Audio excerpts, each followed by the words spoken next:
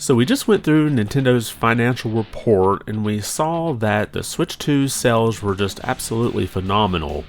The Switch 2 became the fastest selling console ever, and Nintendo has sold over 6 million Switch 2 units, and Mario Kart World sold nearly that many. However, as expected, the original Switch sales continue to decline. Well, I'm thinking those sales will continue to decline even more since today the Switch gets a price increase along with some accessories. Hey everyone, welcome back to the channel. So we'll just take a look at the announcement here made by Nintendo Switch pricing update. Pricing for the original Nintendo Switch family of systems and products will change in the United States based on market conditions, effective August 3rd, 2025. These include Nintendo Switch OLED model, Nintendo Switch Lite, and select Nintendo Switch accessories. Other Nintendo products, including certain Nintendo Switch 2 accessories, select amiibo, and the Nintendo Sound Clock Alarmo will also see adjustments. Pricing for the Nintendo Switch 2 system, physical and digital Nintendo Switch and Nintendo Switch 2 games, as well as Nintendo Switch Online memberships, will remain unchanged at this time. However, please note that price adjustments may be necessary in the future. Pricing information for US customers can be found at nintendo.com/US/store. Now, they don't have any announcement here at this site of what those changes in the prices will be. However, we've already seen Target raise the price on various Switch systems and accessories, but then they quickly changed it back. I guess they didn't get the memo this was not supposed to go into effect until the 3rd. Well, we've captured some of that information here, and you can see this from Nintendo, and they said these prices are from the API Deku deals, where it kind of looks at the back end of Target's system. And we'll just go through the list here. The Pro Controller will be moving from $70 to $80. Now, this is the Switch 1 Pro Controller. The original Switch Joy-Cons will go from $80 to $90, and the Joy-Con 2s are going to go up $5 from $95 to $100.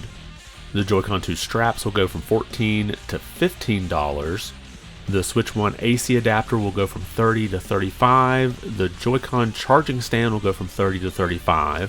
And then looking at the systems themselves, the original Switch is going to be going from $300 to $340, which is a $40 price increase. The Switch OLED will go from $350 to $400, a $50 price increase, and the Switch Lite will go from $200 to $230, which is a $30 price increase. And I do have to say, I'm kind of surprised this hasn't happened sooner. There was a previous announcement for a price increase for Switch 1 systems in Canada that just took effect today. So I'm really surprised that price increase was not also announced for the US at the same time. At least Canada got a little bit more of a heads up than we did here in the States. Now, as I did mention before, Nintendo did release their first quarter financial results earlier today, and this announcement came shortly after that. And when I covered that earlier today on the channel, I did note that Nintendo is pointing out the Switch 2 does have a lower profit margin.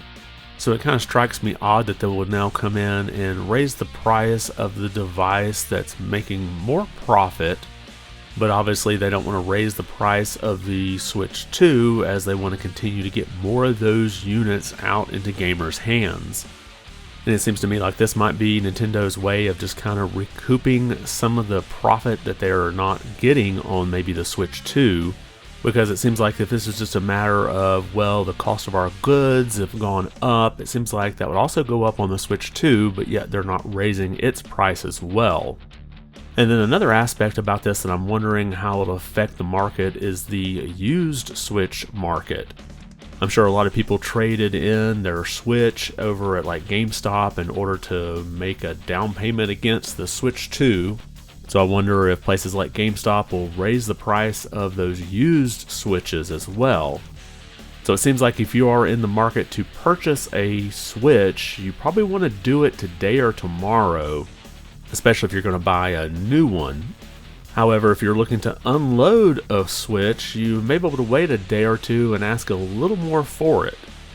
But let me know your thoughts about all of this down below. Are you or anybody that you know in the market to purchase the original Switch? And how long do you think it could be before Nintendo raises the price of the Switch 2? Drop your comments below and let me know your thoughts.